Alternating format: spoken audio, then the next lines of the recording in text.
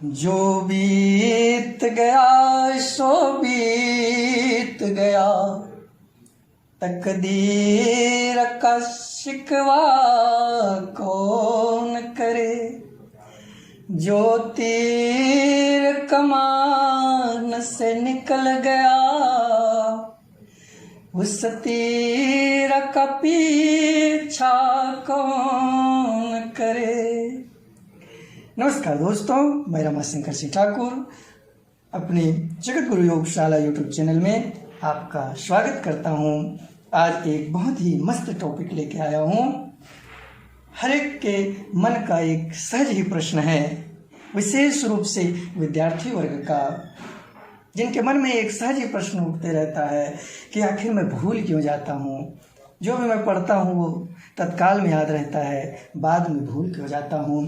क्या कोई ऐसी तरीका है, क्या कोई ऐसी कोई तरकीब है जो मैं एक बार पढ़ूँ तो हमेशा याद रहे। लेकिन याद रखना मित्रों, भूलना भी परमात्मा का एक वरदान ही है। विशेष रूप से मनुष्य में जो भूलने की प्रक्रिया दी है वो परमात्मा का वरदान है। ये जैसे जैसे उम्र बढ़ती जाएगी हमें इसका एहसास होगा। बचपन में या जब हम पढ़ते हैं उस वक्त हमें लगता है कि जो कुछ भी चीज़ हम भूले ही नहीं, एक बार पढ़ें तो हमेशा याद ही रहे। लेकिन एक अवस्था गुजरने के बाद लगता है कि सब चीज़ भूल जाऊं, जीवन में बीते हुए पल जितने भी घटनाएं हुई है सबको भूल जाऊं और मस्त रहूं। तो आइए आज चलते हैं विषय की ओर। मैं कुछ आप लोग को ऐसा टेक्निक बताने का प्रयास करूंगा जिससे आप अपनी स्मरण शक्ति को बढ़ा सकते हैं और आपको लगेगा कि आज के क्लास में हमने बहुत कुछ सीखा है। तो आज हम निमोनिक कोड के बारे में बात करेंगे। निमोनिक कोड से पढ़ने का प्रयास करेंगे अगली बार से। अगली बार जो भी वीडियो आएगी वो इस निमोनिक कोड से रिलेटेड होगी। ये निमोनिक कोड का विशेष काम है डेटा को याद रखने के लिए। ये निमोनिक कोड एक इमेज फॉर्म देता है हमें। देखते हैं ये निमोनिक कोड क्या है। जैसे 1 है, 1 का टी होता है TD, 2 का होता है M, 3 का होता है M, 4 का होता है R, 5 का होता है L, 6 का होता है G, J, CH, SH, 7 का को KC मानेंगे, 8 का होता है VF, 9 का होता है PB, 8 का होता है VF, 9 का PB और 0 का ZS। तो देखेंगे कि ये TD1 को हम T बना सकते हैं ऐसे करके, T ऊपर में दिए, ये T हो गया। ऐसे घुमा देंगे ये D हो जाएगा, तो ये TD2 को ये ऐसे भी लिखते हैं 2 को, तो ये 2 हो जाएगा। 3M ये उल्टा 3 है, ऐसे लिखते हैं 3 को, तो इसको ऐसे किया गया है, तो ये 3 को M। 4 की जगह में R, तो 4 को हम ऐसे लिखते थे हिंदी में, तो ये 4 की जगह R है। L 5 है। 6 को याद रखेंगे G, J, CH, SH। 7 का होता है, ये इधर है, थोड़ा सा इधर कर दें, ये हो गया K और ये C, 7 में KC। 8 को हम ऐसा लिखते हैं VI, तो V से याद रखेंगे, 8 में V है और F है। 9 PB, ये उल्टा है P और इधर उल्टा कर देंगे तो B, 9 का होता है PB। 0 से Z और S। तो ये निमोनिक कोड है। इसके जितने भी हमें डेटा होता है, कोई भी सन हो, प्लासी का युद्ध, पानीपत का युद्ध या फिर योग के काल, उपनिषद काल, ऋग्वैदिक काल, ये सब डेटा रूप में ही आता है, डिजिट के रूप में ही मिलता है हमें। इसको हम इनके माध्यम से इमेज के रूप में बदल लेंगे। बाद में इसको ट्रिक के माध्यम से बताया जाएगा कि इसका उपयोग कहाँ पे होता है। तो ये है, इसको अभी याद रखेंगे। तो आज हम अपने मेन टॉपिक की ओर चलते हैं कि पढ़ा सुना देखा हुआ कब याद रहता है। जो हम पढ़ते हैं सुनते हैं वो याद कब रहता है? तो आप जानते हैं, पहला है कि जब राइट ब्रेन अधिक एक्टिव हो। आप सब जानते हैं कि ब्रेन के दो भाग होता है, एक लेफ्ट ब्रेन और राइट ब्रेन। लेफ्ट ब्रेन का काम होता है, ये लॉजिकल काम करता है, एनालिटिकल काम करता है, परसेप्शन करता है, प्लान करता है। लेफ्ट ब्रेन जो भी एग्रेसिव मोड वाला काम है वो करता है। क्रोध के समय ये एक्टिव होता है, गणित बनाते समय एक्टिव होता है। कोई भी आक्रामक कार्य करना हो तो उस समय लेफ्ट ब्रेन एक्टिव होना जरूरी है, या ये कह सकते हैं क्रोध के समय या गणित का सवाल हल करते समय ये लेफ्ट ब्रेन एक्टिव होता है। अगर नहीं है तो उसको होना चाहिए। लेफ्ट ब्रेन और राइट ब्रेन के लिए है, ये शांत अवस्था का प्रतीक होता है। ये इमोशनल इंटेलिजेंट होता है, इसमें सोशल इंटेलिजेंट होता है। जितने भी क्रिएटिविटी वाला काम होता है वो राइट ब्रेन का काम है। होलिस्टिक थिंकिंग, एक समग्र सोच होता है, समग्र सोच का है, वो राइट ब्रेन से होता है। इमेजिनेशन, कल्पना करना भी राइट ब्रेन का काम है। अब योग के संदर्भ में हम समझेंगे कि योग में लेफ्ट ब्रेन और राइट ब्रेन का क्या भूमिका है। तो लेफ्ट ब्रेन के लिए दायां नासा छिद्र होता है, जिसको हम कहते हैं सूर्य स्वर। दायां नासा छिद्र को कहते हैं सूर्य स्वर। और ये शरीर के जो लेफ्ट ब्रेन होता है, शरीर के दाएं भाग को कंट्रोल करता है। लेफ्ट ब्रेन दाएं भाग को और राइट ब्रेन शरीर के बाएं भाग को कंट्रोल करता है। तो जो हम इन्हीं जो प्राणायाम का जो मुख्य उद्देश्य है वो इन्हीं लेफ्ट ब्रेन और राइट ब्रेन को कंट्रोल करना होता है। उनको एक समान अवस्था में रखना होता है। कोई भी ब्रेन अधिक समय तक एक्टिव न रहे, उनको हम अपने अनुसार नियंत्रित कर सकें। तो लेफ्ट ब्रेन के लिए दायां नासा छिद्र होता है, सूर्य स्वर कहते हैं, जो उष्णता का प्रतीक है, शरीर में गर्मी पैदा करती है, जो व्यायाम, शारीरिक व्यायाम करते समय हमारा दाहिनी नासिका एक्टिव होता है। अब आ जाते हैं राइट ब्रेन। राइट ब्रेन ध्यान के समय, नींद के समय एक्टिव होता है, या ध्यान करने के लिए सोने के पहले हमें राइट ब्रेन को एक्टिव होना चाहिए। हमें राइट ब्रेन को एक्टिव करने का प्रयास करना चाहिए। इसके लिए जो हमारा स्वर है उसमें बायां नासा छिद्र एक्टिव होना चाहिए। बायां नासा छिद्र चंद्र स्वर एक्टिव होना चाहिए, तब हम सो पाएंगे सही से।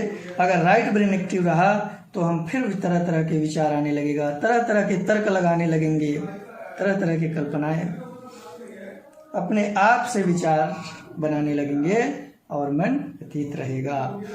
तो विशेष रूप से नाड़ी शोधन का काम इसी राइट ब्रेन और लेफ्ट ब्रेन को कंट्रोल करना होता है।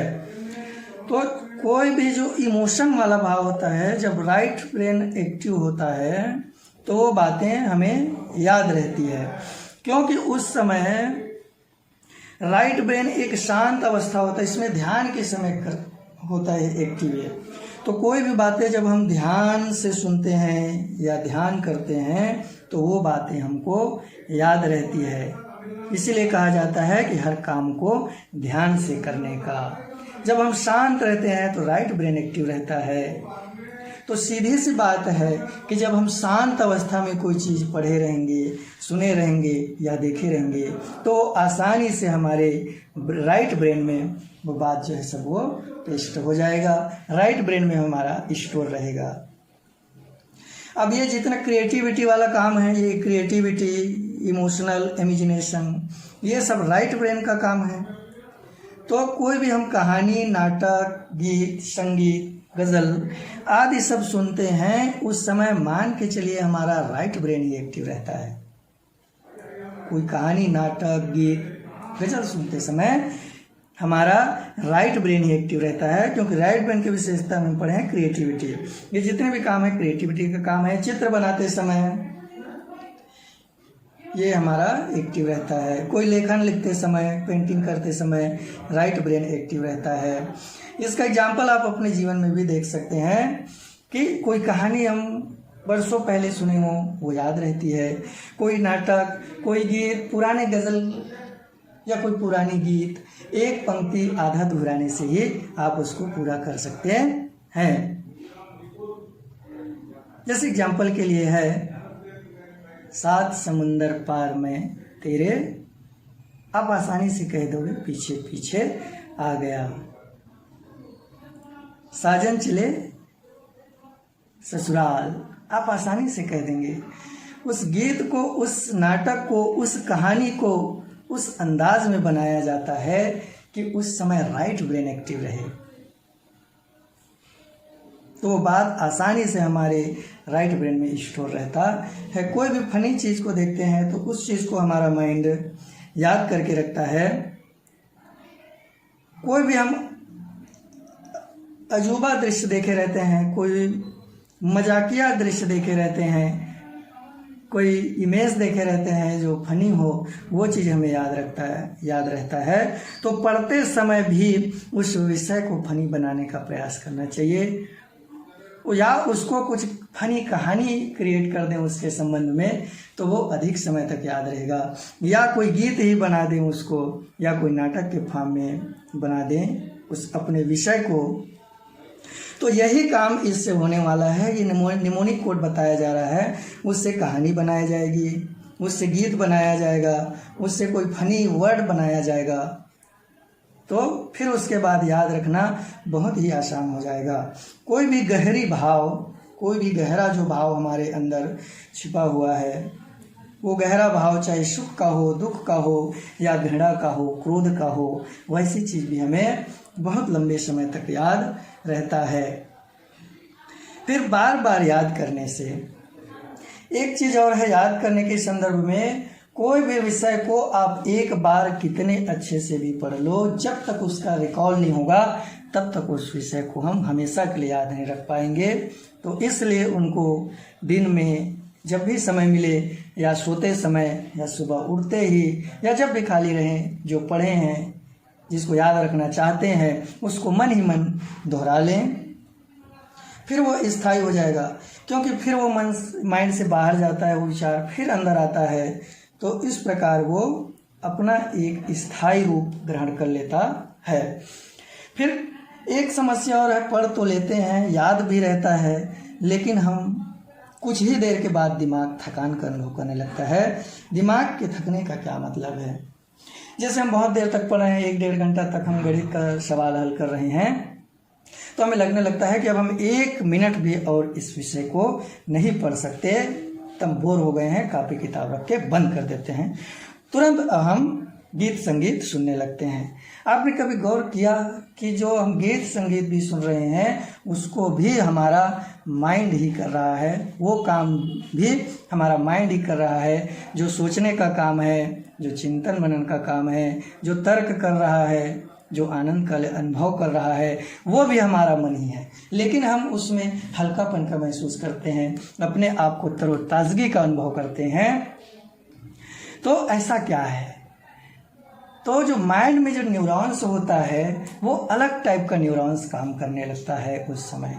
जो न्यूरॉन्स लॉजिकल, एनालिटिकल, गणित का सवाल हल करने में लगा था, वो न्यूरॉन्स आपके गीत सुनते समय, गज़ल सुनते समय वो न्यूरॉन्स काम नहीं कर रहा है, दूसरा न्यूरॉन्स काम कर रहा है। तुरंत हम तरोताज़गी का अनुभव करने लगते हैं। वैसे ही जैसे हम योगा अभ्यास करते हैं, तो जैसे हम पुशअप कर रहे हैं तो हाथ थक जाता है, पूरी तरह से थक जाता है, अब एक बार भी नहीं कर सकते, लेकिन उसी समय हाथ का एक्सरसाइज छोड़ के अगर हम दंड बैठक करने लग जाएं या उछल कूद करने लग जाएं तो आसानी से हम कर सकते हैं और पुनः उसी ऊर्जा से भर सकते हैं। तो यह है याद करने का टेक्निक, उसको याद करें, राइट ब्रेन के एक्टिव करने का प्रयास करें। कोई भी कहानी, कोई भी विषय को पढ़ रहे हैं जो डिजिट में है उसको कहानी, नाटक, गीत के फॉर्म में लाने का प्रयास करें। निश्चित रूप से आप जो पढ़ें उसको कभी नहीं भूलेंगे, ये मेरा वादा है। आज बस इतना ही। अच्छा लगा, बुरा लगा, कमेंट में ज़रूर बताइएगा। धन्यवाद मित्रों, आज बस इतना ही।